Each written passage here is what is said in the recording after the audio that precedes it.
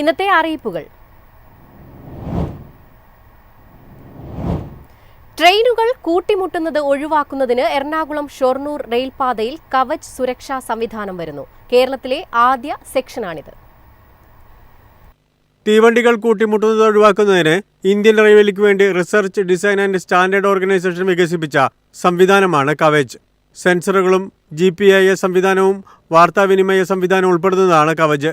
ഒരേ പാതയിൽ വരുന്ന തീവണ്ടികൾ കൂട്ടിമുട്ടാനുള്ള സാധ്യത യഥാസമയം കണ്ടെത്തുകയും സ്വമേധയാ തടയുകയും ചെയ്യുന്നതാണ് ഈ സംവിധാനം. കേരളത്തിൽ എറണാകുളം സൗത്ത് മുതൽ ഷൊർണൂർ ജംഗ്ഷൻ വരെയുള്ള റെയിൽപാതയിലാണ് കവച് സുരക്ഷാ സംവിധാനം വരുന്നത്. പദ്ധതി നടപ്പാക്കാനുള്ള കരാർ കേരള റെയിൽ ഡെവലപ്മെന്റ് കോർപ്പറേഷനും ആന്ധ്രകേന്ദ്രമായുള്ള SS റെയിലും ചേർന്നുള്ള സംയുക്ത സംരംഭത്തിന് ലഭിച്ചു. 105.87 കോടി രൂപ ചെലവ് പ്രതീക്ഷിക്കുന്ന പദ്ധതി 18 മാസം കൊണ്ട് പൂർത്തിയാക്കാനാണ് കരാർ. എറണാകുളം ജംഗ്ഷൻ മുതൽ ഷൊർണൂർ ജംഗ്ഷൻ വരെ 106.8 കിലോമീറ്ററാണ് പദ്ധതിയുടെ ദൈർഘ്യം. News desk MyFin TV. Kerala തീരങ്ങളിൽ ഉയർന്ന തിരമാലയ്ക്കും കടലാക്രമണത്തിനും സാധ്യത. തിരുവനന്തപുരം, കൊല്ലം, ആലപ്പുഴ, കണ്ണൂർ, കാസർഗോഡ് ജില്ലകളിലെ തീരങ്ങളിലാണ് ജാഗ്രതാ നിർദ്ദേശം.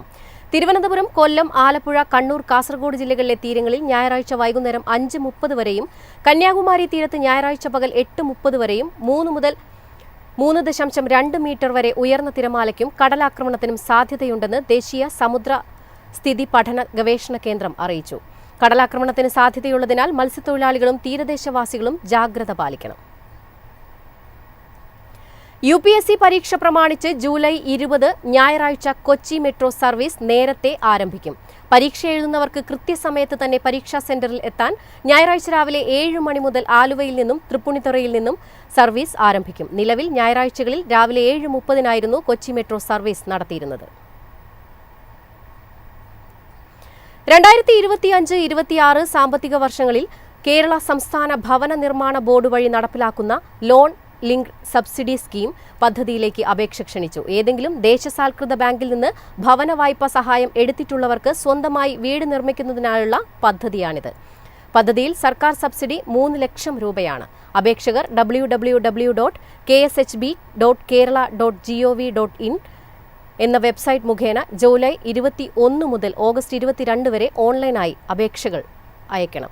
പദ്ധതി സംബന്ധിച്ച വിശദ വിവരങ്ങൾക്ക് വെബ്സൈറ്റ് സന്ദർശിക്കുക. ടൂറിസം വകുപ്പിന്റെ ആഭിമുഖ്യത്തിൽ സെപ്റ്റംബർ 3 മുതൽ 9 വരെ സംഘടിപ്പിക്കുന്ന സംസ്ഥാനതല ഓണാഘോഷത്തിന്റെ ഭാഗമായി തിരുവനന്തപുരത്തെ വിവിധ വേദികളിലായി നടക്കുന്ന കലാപരിപാടികളിൽ പങ്കെടുക്കാൻ ആഗ്രഹിക്കുന്ന കലാകാരന്മാർക്കോ കലാസംഘടനകൾക്കോ അപേക്ഷ സമർപ്പിക്കാം. അപേക്ഷകർ ജൂലൈ 31 വൈകിട്ട് 5 മുൻപ് ജനറൽ കൺവീനർ, ഓണാഘോഷം 2025, വിനോദസഞ്ചാര വകുപ്പ്, ആസ്ഥാന കാര്യാലയം, പാർക്ക് വ്യൂ, തിരുവനന്തപുരം 695033 എന്ന വിലാസത്തിൽ അയയ്ക്കുക.